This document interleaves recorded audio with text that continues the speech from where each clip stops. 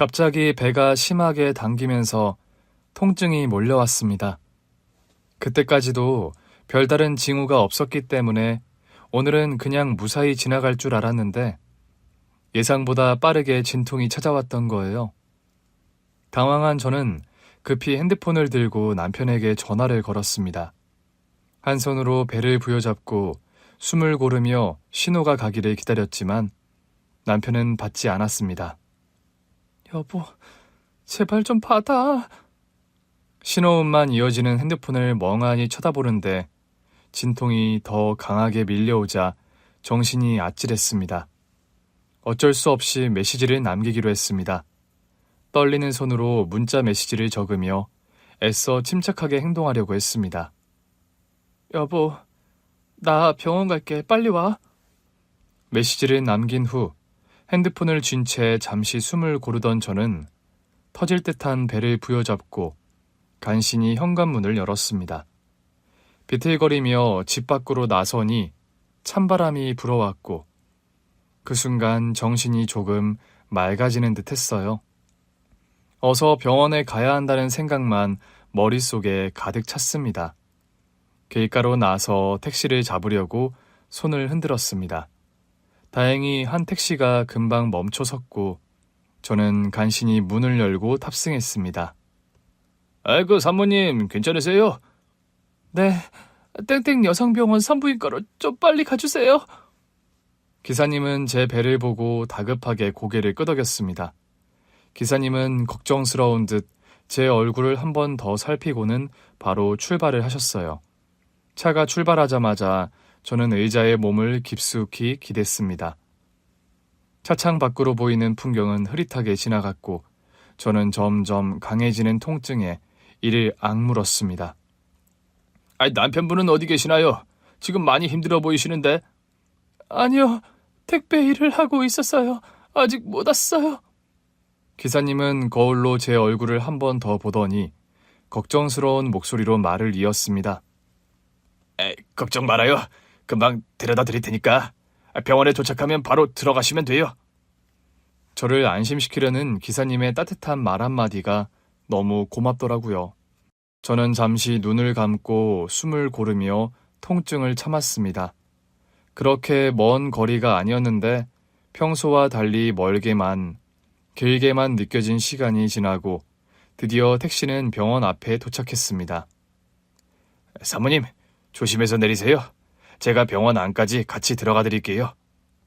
감사 인사를 할 겨를도 없이 그의 부축을 받아 천천히 내렸습니다. 택시기사는 제 한쪽 팔을 잡고 병원 입구까지 데려다 주었고 저는 간신히 접수대까지 걸어갔습니다. 접수대에는 중년의 간호사 한 분이 계셨습니다. 저 진통이 와서요. 괜찮으세요, 보호자는요? 지금 못 왔어요. 혼자 왔어요.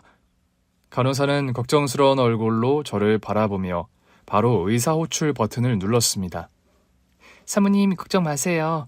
상황 어느 정도인지 확인하고 바로 준비해드릴게요. 저는 간호사의 부축을 받으며 진료실로 향했습니다. 보호자 없이 혼자 온 젊은 산모라는 사실 때문인지 주변의 시선이 신경 쓰였지만 그럴 겨를도 없이 또다시 진통이 밀려왔습니다. 잠시 후 분만실 준비가 시작되었고 저는 간호사의 도움을 받아 병상에 누웠어요. 그 순간에도 머릿속에는 남편 생각뿐이었습니다. 택배 일이 워낙 바쁘고 고되다 보니 지금쯤 일터에서 정신없이 움직이고 있을 남편이 떠올랐거든요. 그저 빨리 연락이 닿기를 바랐습니다. 입구가 얼마나 열렸는지 확인해 보겠습니다. 네, 바로 나올까요? 조금 걸릴 것 같은데요. 입원실에서 우선 대기하겠습니다. 시간이 흘러도 남편에게서는 여전히 연락이 오지 않았습니다. 그렇게 혼자 병실에 누워 준비를 하는 동안 병원 직원들은 나이 어린 산모가 보호자 없이 왔다는 사실에 더욱 신경을 쓰는 듯 보였어요. 사모님, 걱정하지 마세요. 저희가 옆에 있으니까 괜찮아요. 네, 감사합니다. 남편이 곁에 있지 않아서 불안하고 두렵긴 했지만 간호사들의 따뜻한 말과 부축 덕분에 조금은 안도할 수 있었습니다. 몸은 계속 아팠지만 마음만큼은 차분함을 유지하려고 애를 썼어요. 집에서 진통을 느낄 땐 바로 그 자리에서 나올 것 같았는데 좀 더 기다려야 한다고 했거든요.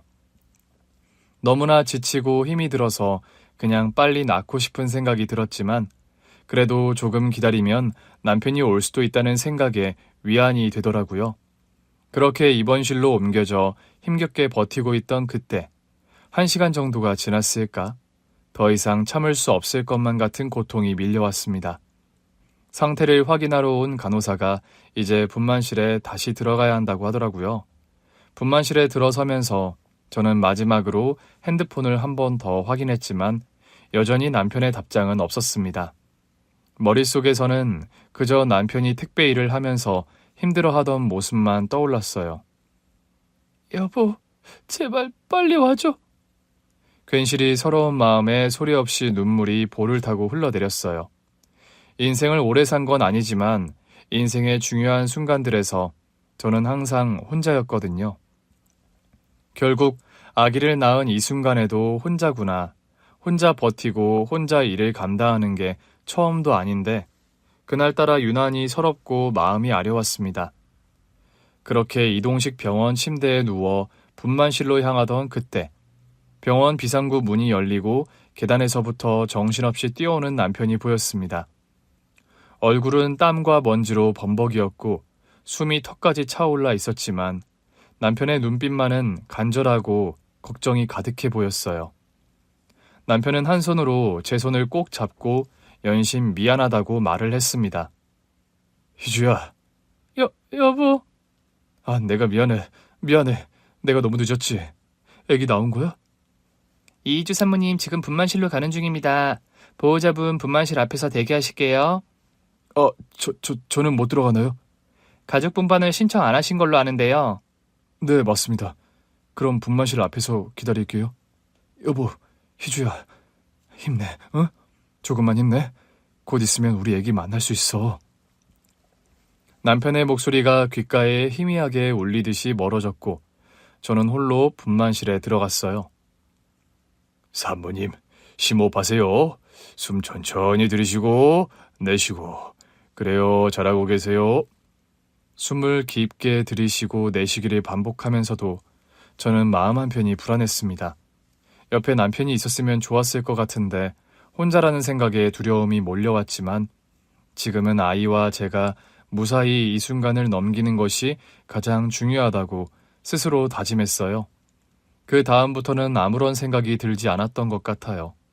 그저 간호사들과 의사의 지시에 따라 숨을 고르고 다시 힘을 주는 것을 반복했습니다. 그러다 통증이 극에 달했을 때 마침내 우렁찬 아기의 울음소리가 들렸어요. 제가 아기를 낳은 거였습니다. 그 순간 모든 고통이 잊혀지는 것만 같았고 가슴이 벅차올랐습니다. 사모님, 건강한 딸이에요. 아주 예쁘고 건강합니다. 간호사 선생님들이 아기를 케어한 뒤 분만실을 나갔고 저는 후처리를 하고서 병실로 옮겨졌어요. 병실 안에서는 남편이 기다리고 있었습니다. 남편은 울먹이며 저를 바라보더니 제 손을 더욱 꽉 쥐었어요. 정말 고생했어, 여보. 고맙고 미안하고. 나도 고마워, 여보. 이제 우리 셋이다. 우리 셋이 가족이야. 그러네. 다행이다. 우리 딸 태어나기 전에 여보가 도착해서 다행이야. 여보, 병원까지는 어떻게 온 거야? 구급차 타고 왔어? 아니, 택시 탔어. 기사님이 너무 친절한 분이셔서 병원 안까지 데려다 주셨는데 감사하다는 인사도 못 드렸네. 정말 너무 감사하네. 나도 무서웠어, 여보. 혹시나 우리 아기 태어나기 전에 도착 못할까봐. 여보 혼자 낳는 걸까봐 너무 무서웠어. 만약 그랬음 어떻게 용서를 받겠어. 평생 잘못이지. 다른 것도 아니고 일하다가 그런 건데 뭐. 조금 뒤에 아기 볼 수 있대. 여보. 우리 애기 보고 싶다. 여보 몸은 괜찮은 거지? 괜찮아. 여보, 근데 마취 풀리면 아플 거래. 그 애기 나오고 처리하는 거 있잖아. 괜찮아. 이건 뭐 내가 대신 아파줄 수도 없고 우리 여보가 고생이네. 괜찮아. 다 겪는 일인 걸 뭐. 그리고 잠시 후 우리 부부는 아기를 만날 수 있었습니다. 아이를 품에 안았는데 처음 느껴보는 그 따뜻함과 작은 생명의 무게가 말로 표현할 수 없는 감동으로 다가왔어요. 다음 날부터 병원에서의 기본 회복을 마친 후 남편과 저는 같은 병원에서 운영하는 산후조리원으로 이동했습니다. 산후조리원은 생각보다 넓고 아늑했어요. 엘리베이터에서 내려 조리원 입구에 들어서자 은은한 조명이 반겨주었고 복도에는 다른 산모들이 아이를 품에 안고 다니는 모습이 보였습니다. 곳곳에 아늑한 소파가 있었고 은은한 허브 향이 퍼져 있어 마음이 편안해지더라고요. 여기가 산후조리원이구나. 생각보다 시설이 좋네. 여기서 2주 동안 푹 쉬면 몸도 많이 나을 거야. 그럴 수 있으면 좋겠어. 그런데 2주나 여기서 지낸다고? 우리 형편에 여기 너무 비싸지 않아? 사실 여보가 임신했을 때부터 생각했어. 여보 몸 회복이 가장 중요하니까. 그래서 아기 가졌다는 거 알았을 때부터 산후조리원 비용으로 그때부터 조금씩 따로 모아놨어. 저는 그 말을 듣고 깜짝 놀랐습니다. 조리원에 갈 거라는 건 알았지만 2주나 지내는 건 생각도 못했거든요. 남편은 매일 새벽같이 나가서 밤 늦게까지 일하면서 정말 힘들었는데 제 회복을 위해 따로 돈을 모아둔 거였어요. 눈시울이 뜨거워지며 고마움이 밀려왔습니다. 몰랐어, 여보. 2주나 예약했는지 몰랐어. 너무 고마워. 여보 많이 힘들었지? 우리 애기도 낳고 고생했는데 내가 이 정도는 해야지. 그러니까 여기서 마음 편히 쉬고 푹 회복하자. 응? 보니까 여기서 아기 돌보는 것도 가르쳐주고 마사지도 해주고 그런다더라. 밥도 잘 나온대. 여보, 병원에 급하게 오느라 아무것도 못 가져왔지? 내가 집에 가서 이것저것 정리하고 챙겨올게. 응, 알겠어. 고마워, 여보. 남편은 그렇게 말한 뒤 제 손을 잠시 잡았다가 놓고 조리원 문을 나섰습니다. 남편이 떠나자 저는 잠시 복도에 서서 조리원의 분위기를 다시 한번 살폈습니다. 편안한 조명과 잘 정돈된 내부, 조용히 흘러나오는 음악이 마음을 차분하게 만들었어요. 천천히 둘러보니 어떤 방에서 산모들이 다 같이 아기 돌보는 걸 배우고 있더라고요. 조리원에 배정된 방에 들어서자 더욱 안도감이 들었습니다. 작은 방이었지만 안락한 침대, 그리고 아기를 돌볼 수 있는 공간까지 잘 마련되어 있었거든요. 편안한 의자와 작은 테이블, 그리고 옷장과 수납장이 깔끔하게 정리되어 있었고 창밖으로는 햇빛이 따스하게 들어왔습니다. 사모님, 방에서 필요한 거나 불편한 게 있으면 언제든 말씀해 주세요. 식사는 매일 정해진 시간에 가져다 드리고요. 하루에 한 번 전문 마사지도 받으실 수 있어요. 네, 감사합니다. 간호사가 나가고 방 안에 혼자 남은 저는 침대에 앉아 잠시 숨을 고르며 방을 둘러봤습니다. 이렇게 안락한 공간에서 며칠 동안 쉴 수 있다니.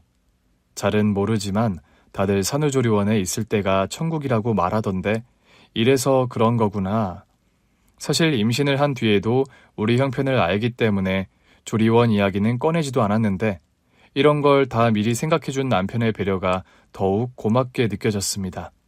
침대 옆 작은 아기 침대에 우리 딸이 잠들어 있었는데 저는 살며시 다가가 아기의 얼굴을 바라보았습니다. 작은 숨소리와 고운 얼굴, 그리고 오밀조밀한 손가락이 너무나 사랑스럽더라고요. 우리 딸, 앞으로 건강하게 잘 자라자. 엄마 아빠가 최선을 다할게. 저는 아기의 작은 손을 잡으며 조용히 미소를 지었어요. 산후조리원에서 지내는 동안 몸과 마음이 모두 회복되기를 바라는 마음으로 침대에 누워 잠시 눈을 감았습니다. 몸은 고단했지만 마음만은 따뜻함과 안도감으로 가득 차올랐습니다. 산후조리원에 들어온 지 며칠이 지나면서 점차 몸 상태가 나아졌어요. 조리원에서는 산모들을 위한 다양한 프로그램이 진행되고 있었고 빠짐없이 열심히 참여를 했거든요. 그날은 아기 돌보기 프로그램과 마사지 일정이 잡혀 있었습니다. 하루 종일 아기와 함께 지내다 보니 몸이 쑤시는 것 같아서 마사지를 받는 시간이 기다려졌어요. 프로그램이 시작되기 전 저는 아기를 조심스럽게 침대에 눕혔습니다. 작은 얼굴을 바라보니 마음이 따뜻해졌고 아기의 작은 숨소리와 함께 방 안에는 고요함이 감돌았습니다. 엄마 잠깐 나갔다 올게. 잘 자고 있어? 아기의 이마에 살짝 입을 맞추고 방을 나선 저는 복도를 따라 마사지실로 향했습니다. 마사지를 받는 동안은 직원들이 아기를 돌봐주었기에 걱정할 게 없었어요. 정말 조리원에 있을 수만 있다면 한 달만 더 지냈으면 하는 마음이 들더라고요. 하지만 그건 말도 안 되는 욕심이었죠. 그치만 그때부터 조리원 퇴소하는 날을 생각하면 울적해지는 건 어쩔 수가 없었어요. 이런저런 생각을 하다 마사지실에 도착했는데 담당 선생님이 반갑게 맞이해 주었습니다. 김희지 사모님 오셨네요. 오늘은 허리랑 어깨 위주로 풀어드릴게요. 네, 감사합니다. 어깨랑 허리가 많이 뻐근해서요. 침대에 엎드려 편안하게 누웠어요. 마사지를 받으며 몸의 긴장이 풀리는 것을 느꼈습니다. 따뜻한 손길과 함께 쌓였던 피로가 조금씩 사라지는 것 같았는데 정말 너무 좋더라고요. 사모님, 이제 한결 나으실 거예요. 출산 후엔 이렇게 몸을 풀어주는 게 정말 중요하거든요. 정말 시원하네요. 감사합니다. 마사지를 마치고 나니 몸이 한결 가벼워졌어요. 그런데 마사지실을 나오니 갑자기 목이 마르더라고요. 복도를 따라 걷다 보니 정수기가 있는 코너에 다다랐고 물을 한 잔 따라 마셨습니다. 그런데 물을 마시고 있던 그때 근처에서 들려오는 직원들의 이야기가 귀에 들어왔습니다. 그런데 진짜 신기하지 않아? 김희주 사모님이랑 5층 VIP룸에 있는 이진주 사모님이 너무 똑같이 생겼더라니까. 그러게, 이름도 다르고 서로 모르는 사이 같던데 완전 남남인데 그렇게 닮을 수가 있나? 근데 VIP룸 프로그램이 달라가지고 둘이 마주칠 일은 없겠다, 그치? 그것도 그렇고 이진주 사모님이 아마 내일 모레 퇴소할걸? 그러네. 김희주 사모님은 일주일 정도 남은 것 같고. 도플갱어 막 그런 거 아니야? 야야, 그러면 마주치면 안 되는 거네. 왜? 도플갱어가 진짜 있대. 전 세계 어디에서든 나랑 똑같이 생긴 사람이 있다는 거야. 근데 도플갱어끼리 서로 마주치게 되면 둘 중 한 사람은 반드시. 맞아. 나도 들어본 것 같아. 둘이 공존할 수가 없는 거라면서. 그러니깐 신기하지. 근데 진짜 둘이 거의 도플갱어급이야. 뒤돌아서 물을 마시고 있어서 직원들은 저를 못 본 것 같았어요. 하지만 그들의 대화는 저를 얼어붙게 만들었습니다. 심장이 갑자기 빠르게 뛰기 시작하더라고요. 나랑 똑같이 생긴 사람이라니. 도플갱어? 세상에 진짜 그런 게 있나? 말도 안 돼. 머릿속이 복잡해졌고 물잔을 쥔 손이 살짝 떨리기까지 했거든요. 그런데 정말 그 정도로 똑같이 닮았다고 하니까 무슨 일인지 확인하고 싶은 마음이 들더라고요. VIP룸에 있는 이진주 산모라. 나랑 정말 닮았을까? 생각에 생각이 꼬리를 물었습니다. 잠시 복도에 멍하니 서 있던 저는 방으로 돌아왔어요. 방 안에 들어와 침대에 앉았지만 심장은 계속 쿵쾅거렸고 마음이 좀처럼 진정이 되지 않았습니다. 확인해야 하는 걸까? 괜히 이상하게 생각하면 어떡하지? 여러 가지 생각이 머릿속을 맴돌았지만 결국 마음을 먹었어요. 그래, 가보자. 뭐 아무것도 아니고 별일 아닐 수도 있잖아. 시간을 확인해 보니 오후 휴식 시간이었거든요. 저녁 식사가 나오기 전까지 시간이 조금 있는 것 같아서 지금이다 라고 생각을 했어요. 조심스럽게 복도를 걸어 엘리베이터로 향했습니다. 5층에 도착해서 내리자 VIP룸들이 있는 전용 복도가 눈에 들어왔어요. 제가 머물고 있는 층보다 훨씬 고급스러운 분위기였고 복도는 더 넓고 조용했습니다. 살금살금 들어가 VIP룸을 하나하나 살피며 걷던 중 문 앞에 붙은 이름표에서 이진주라는 이름이 적힌 방을 발견했습니다. 진짜 이진주라는 사람이 있네? 손이 떨리는 걸 느꼈지만 어떻게든 마음을 진정시키고 조심스럽게 노크를 했어요. 잠시 정적이 흘렀는데 곧이어 방 안에서 목소리가 들려왔습니다. 누구세요? 목소리를 듣는 순간 이상하게 익숙한 느낌이 들었습니다. 얼굴은 아직 못 봤지만 뭔가 목소리까지 비슷하고 익숙한 느낌이라고 할까요? 대답을 하지 않은 채 떨리는 손으로 문고리를 잡고 살며시 문을 열었고 문이 열리자마자 안에 있는 사람과 눈이 마주쳤습니다. 그리고 서로를 본 순간 우리는 동시에 굳어버렸습니다. 마치 거울을 보는 것처럼 너무 닮은 얼굴. 저는 그 자리에 얼어붙은 듯 서 있었고 이진주라는 사람 역시 놀라움에 말을 잇지 못했습니다. 이게 뭐지? 누구세요? 저는 김희주라고 하는데요. 서로를 똑바로 쳐다보며 아무 말도 하지 못한 채 몇 초가 흘렀습니다. 너무나 닮은 얼굴을 마주한 충격에 더 이상은 입술을 떼기가 어려웠고 나와는 너무나 다른 삶을 살고 있는 이진주라는 여자를 보자 어둡고 막막하기만 했던 어린 시절이 떠올랐습니다. 제가 기억하는 첫 기억은 고아원의 작은 현관문이었어요. 낡고 오래된 나무문, 그리고 그 옆에 놓여있던 깨진 화분 몇 개. 그 화분에는 무엇을 심어도 잘 자라지 않았고 아이들은 그곳을 지나며 종종 발로 찼습니다. 고아원은 마당이 넓고 아이들이 뛰어놀기에 좋은 공간이었지만 그곳에 있는 저는 늘 외로운 아이였어요. 가족이 없는 환경 속에서 함께 자라는 아이들 사이에 섞여 지냈지만 이상하게도 마음 한구석이 허전했습니다. 어린 마음에 부모님이라는 사람들이 누구인지 또 누군지도 모르는 사람들이 보고 싶다는 생각이 들 때면 창가에 앉아 멀리 산 너머를 바라보곤 했습니다.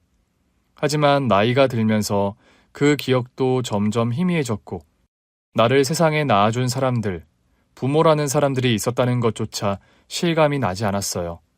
고아원 원장님과 선생님들이 친절하게 대해주셨지만 가끔 밤이 되면 가슴 한구석이 텅 빈 것처럼 느껴지곤 했습니다. 고아원에서는 하루하루가 똑같이 반복되는 일상이었어요. 아침에 일어나 씻고 아이들과 함께 식사를 하고 학교를 다녀온 뒤 돌아와서 숙제를 하거나 놀이터에서 놀았고 저녁이 되면 모두 함께 모여 밥을 먹은 뒤 잠자리에 들었거든요. 고아원에서 오래 함께 지낸 다른 아이들은 서로 친하게 지내며 장난도 치고 싸우기도 했지만 저는 그런 무리 속에 잘 끼지 못했습니다. 희주야, 오늘도 혼자 있네. 다른 아이들이랑 같이 놀지 그래. 그냥 혼자 있을래요. 원장님은 가끔 안쓰럽다는 듯 저를 바라보셨고 저는 그 시선을 피하곤 했어요. 제겐 이상하게도 다른 아이들과 어울리는 것이 쉬운 일이 아니었거든요. 친구가 없는 건 아니었지만 누구와도 깊은 관계를 맺지 못했습니다. 늘 제 주변에는 보이지 않는 벽이 있는 것 같았고 그 벽을 넘을 수 없었어요. 그러던 어느 날, 제 나이 10살이었을 때 늦여름에서 가을로 넘어가던 시기, 비가 내리던 흐린 오후였습니다. 고아원에 새로운 아이가 들어왔다는 소식을 들었어요.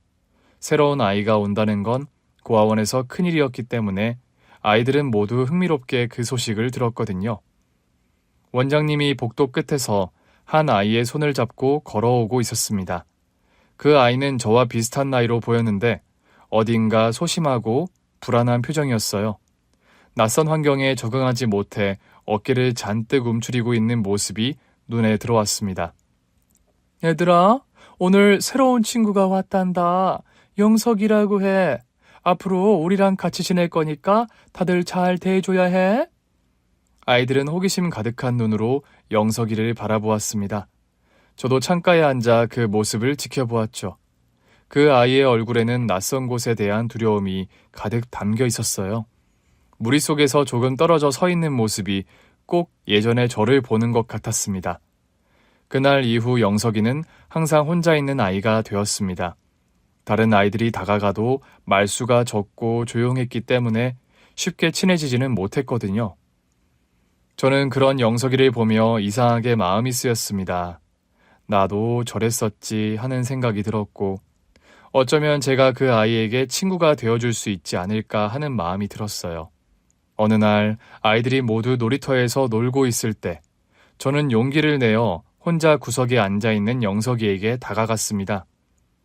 안녕, 나 희주야. 같이 놀래? 난 괜찮아. 영석이는 고개를 숙인 채 조용히 대답했습니다. 낯을 가리고 소심한 성격이 그대로 드러났죠. 하지만 저는 쉽게 포기하지 않았습니다. 다음 날도 그 다음 날도 꾸준히 영석이에게 다가갔습니다. 처음에는 경계하던 영석이도 조금씩 마음을 열기 시작했고 우리는 자연스럽게 함께 시간을 보내게 되었습니다. 나도 처음 여기 왔을 때 많이 무서웠어. 아니, 사실 나는 되게 아기 때부터 여기 있었대. 아기 때는 그런 걸 몰랐으니깐. 근데 시간이 지나니까 갑자기 겁이라는 게 생기는 거야. 여긴 어디고 나는 왜 여기에 있지? 그런 생각이 막 들면서. 너도 그랬어? 응. 근데 시간이 지나니까 조금씩 괜찮아지더라. 그리고 이제는 원장님이랑 선생님들도 가족 같아졌어. 너도 곧 익숙해질 거야. 정말 그럴 수 있을까? 그럼 내가 도와줄게. 우리가 친구가 되면 더 빨리 익숙해질 거야. 그날 이후 우리는 친구가 되었습니다. 영석이는 저와 함께 다니며 점점 밝아졌고 고아원 생활에도 익숙해졌습니다. 시간이 지날수록 다른 아이들과도 잘 어울리게 되었고 전보다 더 활기찬 모습으로 변해갔어요.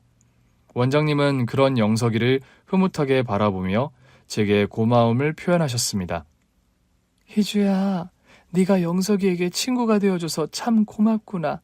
너희 둘이 잘 지내는 걸 보면 마음이 참 좋아. 제가 오히려 고마워요. 영석이가 있어서 덜 외로운 것 같아요.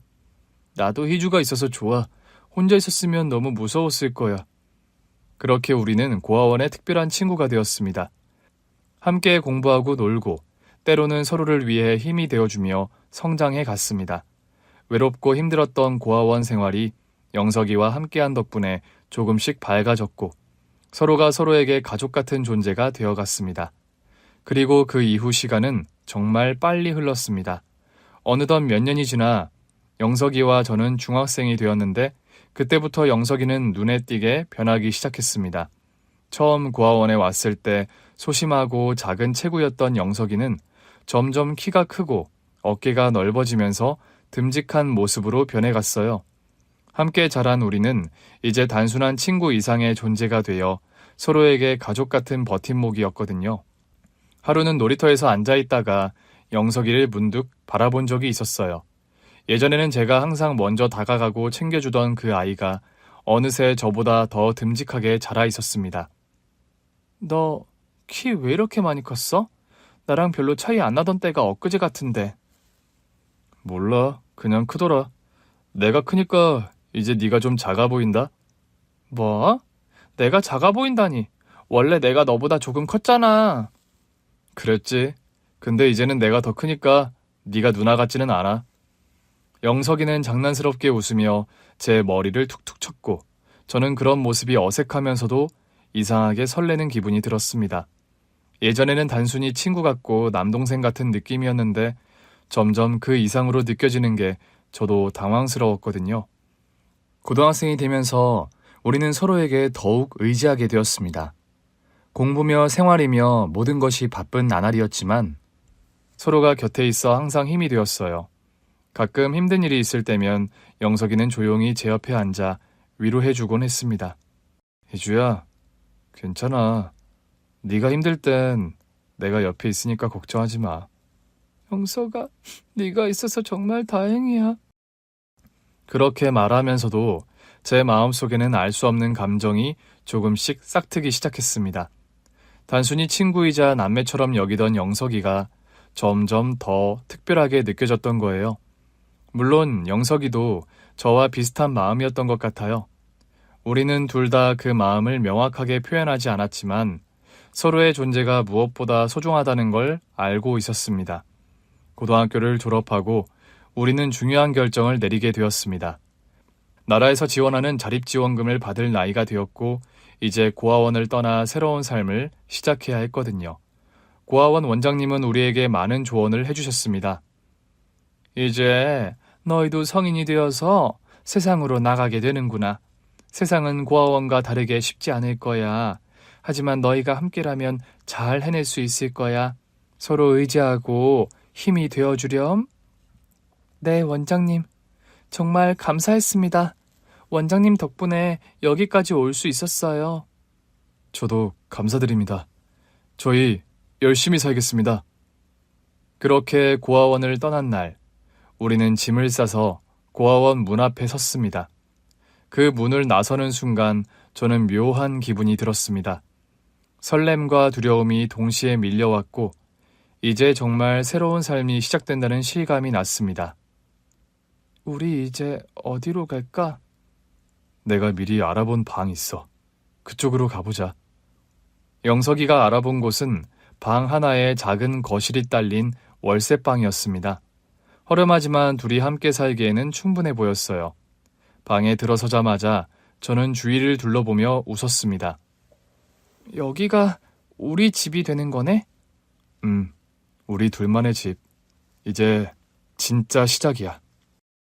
우리는 각자 자립지원금 500만 원을 받아서 고아원을 나왔는데 그 돈으로 보증금과 월세를 내고 필요한 가구와 살림살이를 마련했습니다.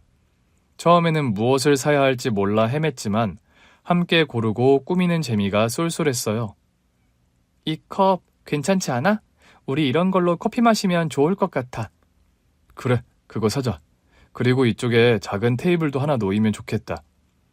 그렇게 서툴지만 행복한 동거 생활이 시작되었습니다. 아침에 함께 일어나고 저녁에는 함께 밥을 먹으며 하루하루가 지나갔습니다. 서로가 가장 가까운 친구이자 가족이었기에 모든 것이 자연스러웠어요. 그렇게 함께 지내던 어느 날, 우리는 큰 결심을 하게 되었습니다. 영석아, 우리 혼인신고 할까? 정말? 너 그거 진지하게 말하는 거야? 응, 우리 이렇게 살면서 서로 의지하고 있는데 그냥 같이 사는 것보다 부부로 사는 게 더 맞는 것 같아. 영석은 잠시 제 말을 듣더니 진지한 표정으로 고개를 끄덕였습니다. 나도 같은 생각이야. 우리 혼인신고하자. 그렇게 우리는 21살에 혼인신고를 하고 공식적으로 부부가 되었습니다. 결혼식 같은 건 하지 않았지만 둘만의 방식으로 소박하게 시작한 결혼 생활이었어요. 혼인신고를 하고 부부가 된 우리는 그날부터 새로운 삶을 시작했습니다. 여전히 많은 것이 서툴고 부족했지만 서로가 있다는 것만으로도 충분했어요. 그 당시 남편이 된 영석이는 택배 일을 시작하고 있었고 저는 근처 공장에서 일을 다녔거든요. 월세며 생활비며 빠듯했지만 같이 살아가는 공간이 있다는 것만으로도 행복했습니다. 아침마다 일찍 일어나 밥을 챙기고 각자의 일을 나가는 일상이 반복됐습니다. 새벽같이 나가는 남편은 항상 피곤한 얼굴이었지만 그래도 미소를 잃지 않았어요. 혜주야, 오늘도 내가 먼저 나갈게. 다녀올게. 오늘도 조심히 다녀와. 너무 무리하지 말고. 알았어. 근데 나보다 네가 더 걱정이야. 공장 일 힘들지? 나야 뭐 할만해. 여보가 더 힘들지. 남편이 출근하고 나면 저는 잠시 집안을 정리한 뒤 공장으로 나갔습니다. 공장은 걸어서 20분 거리에 있는 작은 전자부품 제조 공장이었어요. 처음에는 단순 작업이라 할만했지만 시간이 지날수록 반복되는 일에 피로가 쌓였습니다. 하루는 퇴근하고 돌아왔을 때였어요. 몸이 지쳐 소파에 털썩 주저앉았는데 그 모습을 본 남편이 다가와 제 손을 잡았습니다. 힘들어 보이네. 괜찮아? 그냥 조금 피곤한 것 같아. 그래도 할만해. 하지 마. 나 혼자 벌어도 돼. 너 너무 무리하는 것 같아. 안 돼. 우리 같이 벌어야 살 수 있잖아. 나도 도와야지. 그렇게 우리는 각자의 자리에서 최선을 다하며 하루하루를 버텼습니다. 그러던 어느 날 갑작스러운 어지럼증과 메스꺼움이 저를 덮쳤습니다. 처음에는 단순한 피로라고 생각했지만 며칠이 지나도 증상이 나아지지 않았거든요. 이상한 느낌이 들어 병원을 찾았고 의사의 진단을 듣고 깜짝 놀랐습니다. 임신이요? 네, 축하드립니다. 지금 6주차로 보입니다. 산모가 조금 무리하신 것 같으니 당분간은 쉬시는 게 좋겠습니다. 병원을 나서며 마음이 복잡했습니다. 기쁨과 함께 걱정이 밀려왔습니다. 우리 아기가 생겼구나. 그런데 계속 일을 해도 될까? 이런저런 생각을 하며 집으로 돌아갔습니다. 그날 저녁, 늦은 저녁을 먹은 뒤 설거지를 마쳤는데 남편이 피곤한 얼굴로 소파에 앉아 있었어요. 나 할 말 있어. 뭔데? 무슨 일이야? 저는 잠시 망설이다가 조심스럽게 입을 열었습니다. 나 임신했대. 이제 우리 아기가 생겼어. 그 말을 들은 남편은 눈을 동그랗게 뜨더니 한동안 말을 잇지 못했습니다. 그러다가 이내 환한 미소를 지으며 제 손을 꼭 잡았습니다. 진짜? 우리 아기야? 와, 정말 고맙다. 고마워, 희주야.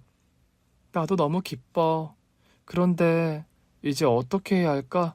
나 계속 일할 수 있을까? 무슨 소리야. 너 일 그만둬. 너랑 아기가 제일 중요하잖아. 내가 더 열심히 하면 돼. 걱정하지 마. 그 이후 저는 공장 일을 그만두고 집에서 지내기 시작했습니다.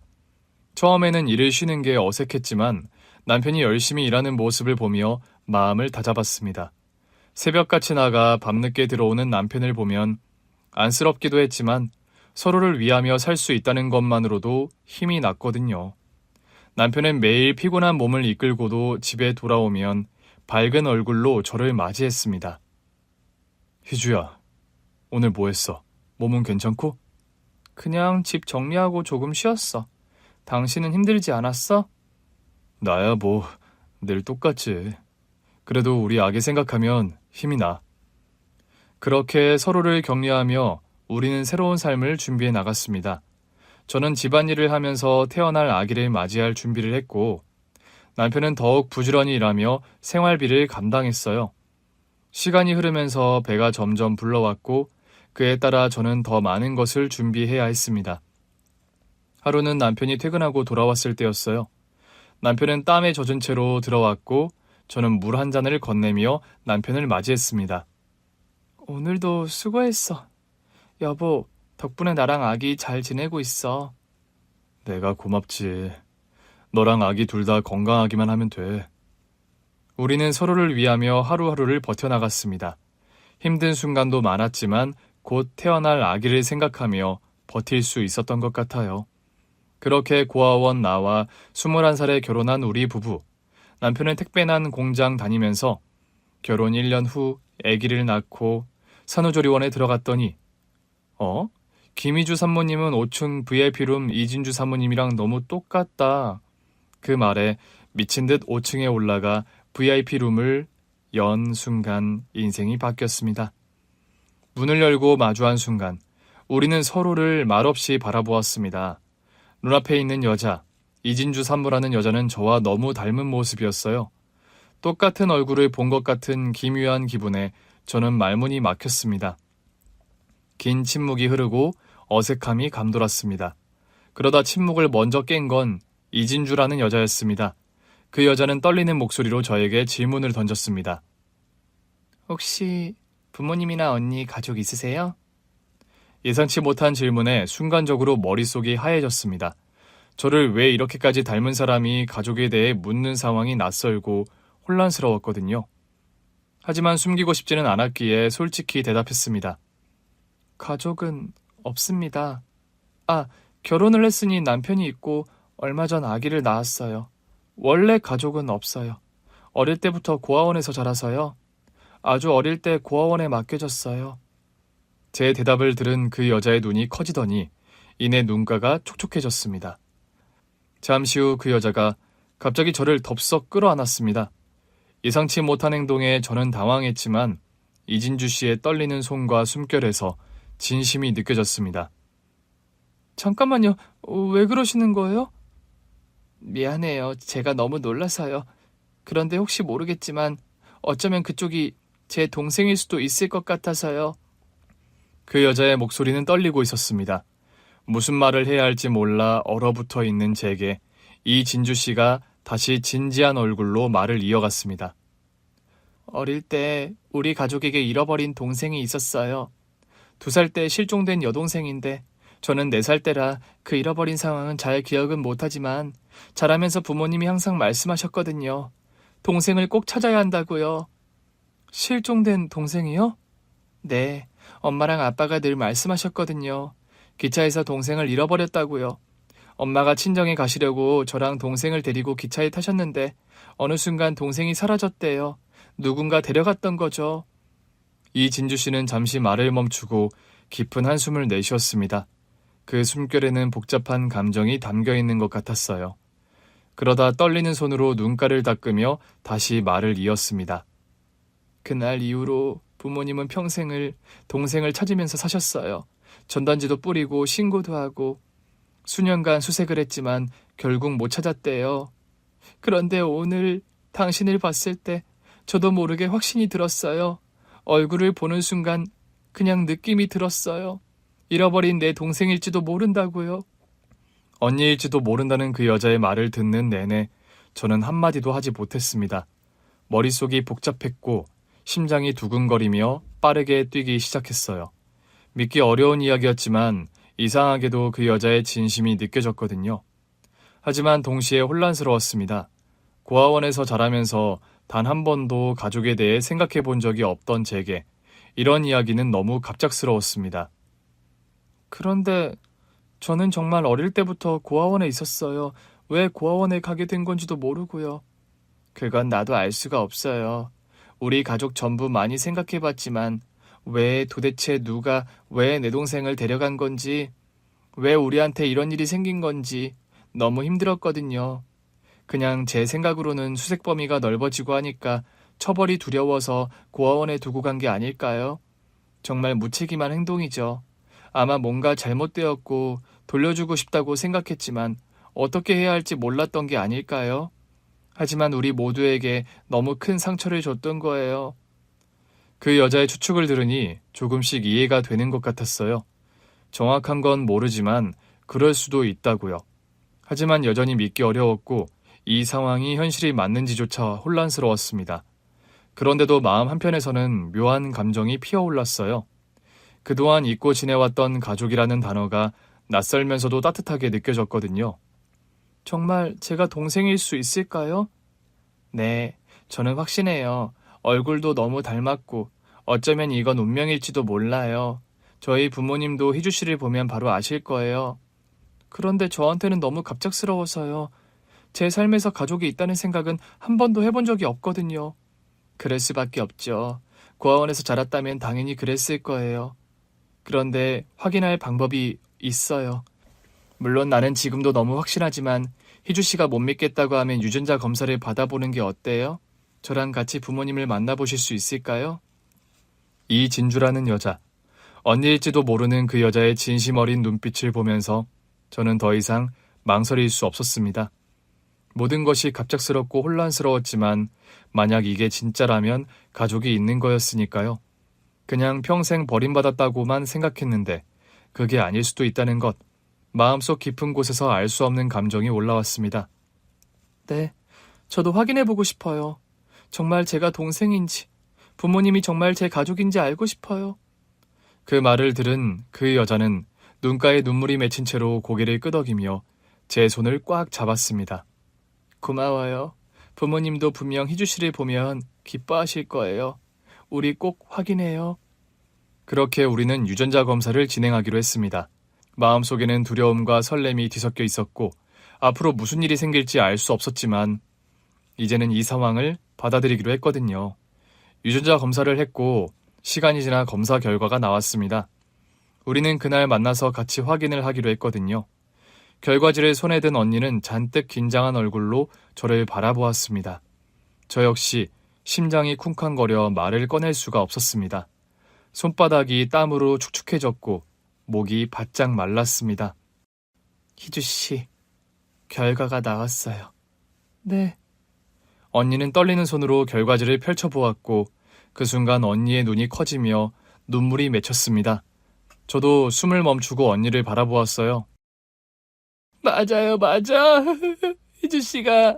희주가 내 동생이에요. 내 잃어버린 동생이라고요. 그 말을 듣는 순간 저는 몸이 굳은 것처럼 얼어붙었습니다. 믿기지 않았어요. 고아원에서 자란 제가 누군가의 동생이라니, 잃어버린 가족이 있다니, 가슴속 깊은 곳에서 묘한 감정이 피어올랐습니다. 벅찬 감정과 함께 혼란스러움도 뒤따랐습니다. 정말 제가 동생이에요? 그런 부모님이 제 부모님이 맞으신 거예요? 부모님도 희주 씨를 보면 바로 아실 거예요. 평생을 동생을 그리워하며 사셨거든요. 희주 씨, 아니, 이제 동생이라고 불러도 되죠? 저는 언니의 떨리는 목소리에 고개를 천천히 끄덕였습니다. 아직도 모든 것이 실감나지 않았지만 언니가 하는 말에서 진심이 느껴졌습니다. 저도 확인하고 싶어요. 부모님을 뵙고 싶어요. 그렇게 저는 언니와 함께 부모님이 계신 집으로 향했습니다. 차를 타고 가는 내내 창밖을 바라보며 마음을 진정시키려 했지만 쉽지 않았습니다. 머릿속에는 온갖 생각이 스쳐 지나갔어요. 부모님이 정말 나를 잃어버린 뒤로 평생을 괴로워하셨을까? 왜 나는 고아원에서 자라야 했을까? 만약 일부러 나를 버린 게 아니었다면 나도 이제 가족이 생기는 건가?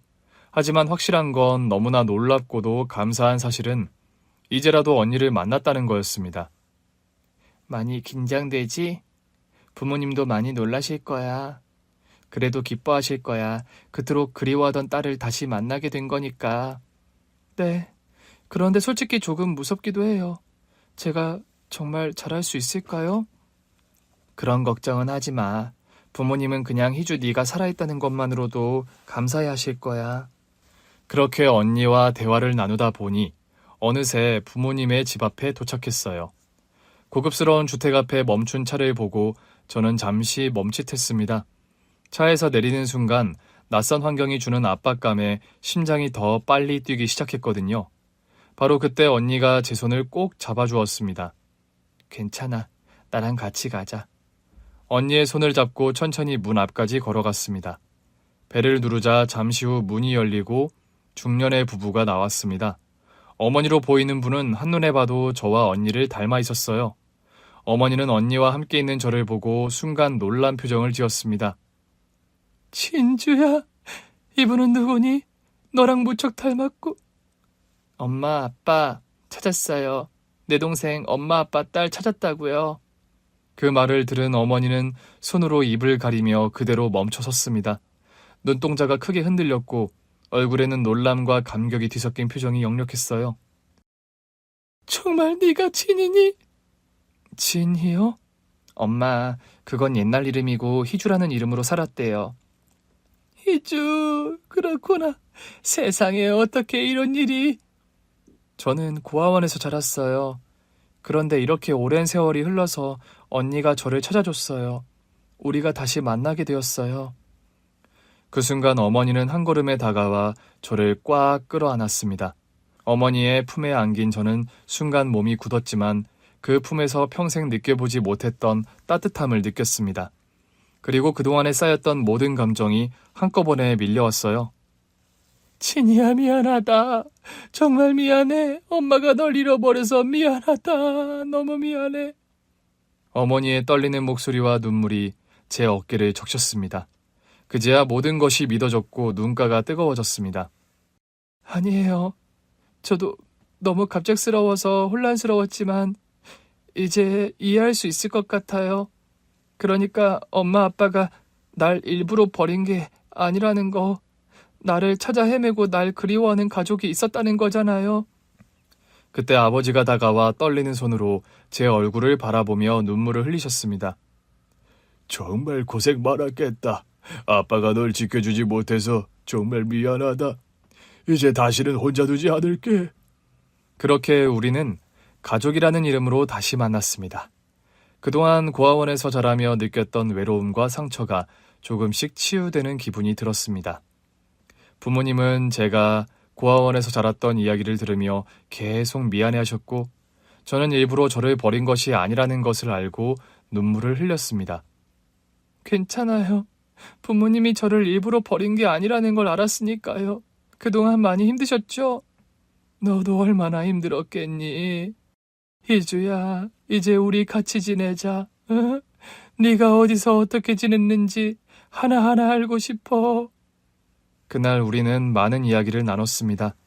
부모님은 제가 자라온 이야기를 들으며 눈물을 흘리셨고 언니는 옆에서 제 손을 꼭 잡고 있었어요. 낯설고 어색했던 시작이었지만 시간이 지날수록 마음이 따뜻해졌습니다.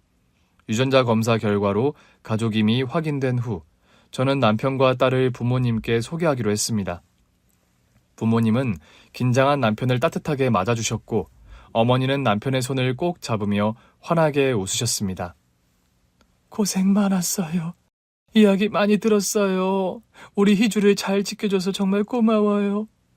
아닙니다. 저야말로 희주 덕분에 힘을 얻고 살았어요.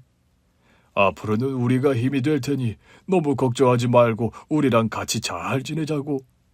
부모님의 진심 어린 환대에 남편도 긴장이 풀린 듯 미소를 지었어요.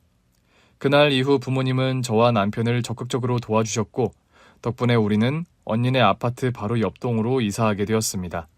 같은 단지에 살면서 자주 왕래할 수 있어서 너무 좋더라고요. 이렇게 가까이 사니까 좋다. 그러게, 애들끼리도 자주 볼 수 있어서 더 좋고. 그리고 부모님의 지원 덕에 저는 언니와 함께 의류 사업을 시작할 수 있었습니다. 언니는 원래 작은 온라인 쇼핑몰을 하고 있었는데 조금 더 확장을 하게 되었어요. 언니는 이미 경험이 많아 운영에 큰 도움이 되었고 저는 맡은 일을 성실히 해나가면서 자신감을 얻었습니다. 그렇게 시작한 사업은 차츰 자리를 잡아갔고 우리는 점점 더 바빠졌어요. 희주야, 요즘 정말 잘하고 있어. 이제 우리 브랜드도 사람들한테 많이 알려졌어. 다 언니 덕분이지. 나도 열심히 할 테니까 우리 더 잘해보자. 언니와 저는 같은 해에 아이를 낳았고 조카와 우리 딸은 이제 5살이 되었습니다. 현재 제 딸과 조카는 같은 어린이집에 다니며 무척 가깝게 지내고 있습니다. 둘이 손을 꼭 잡고 다니는 모습이 얼마나 사랑스러운지요. 우리 딸들이 이렇게 친하니까 너무 좋다. 나도 어릴 때 언니랑 이렇게 지냈으면 얼마나 좋았을까 싶어. 늦었지만 지금부터라도 잘 지내면 되지. 이제 우리한테 부족한 게 없어. 왜냐하면 이제 함께하고 있잖아. 가족이니까. 저는 언니의 말에 고개를 끄덕이며 미소 지었습니다. 가족과 함께하는 삶은 저를 외롭지 않게 했고 또 진정한 행복과 사랑이 무엇인지 깨닫게 해주었습니다. 혼자가 아닌 가족으로서 살아가는 하루하루가 무척 소중하다는 것을 매 순간 새기며 살아가고 있습니다. 오늘 준비한 사연은 여기까지입니다. 재미있게 들으셨다면 구독과 좋아요, 알림 설정까지 눌러주세요.